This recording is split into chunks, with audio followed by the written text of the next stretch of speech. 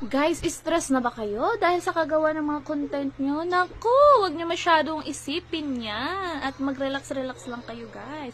Kagaya ko, hindi halata na stress yung aking kilay. Oh, di ba? Hindi masyadong halata yan. Alam mo, guys, kung stress ka na, idaan mo sa kilay kasi kilay is life nga naman, di ba? Oh, ha? Oh, sino ka dyan? Ganyan dapat. Alam nyo ba, ganyan dapat ang paggawa ng kilay. Oh, di ba? Ang ganda, ang kapal. Kasing kapal ang aking pagmumukha. Oh, tingnan nyo naman guys, di ba? Pakapalan nga ng mukha ang labanan dito, kaya kailangan ang inyong kilay ay makapal din, sing kapal ng inyong mga ganyan mukha, guys. Pero guys, ito na talaga siya. Ito na talaga ang na-stress kong kilay.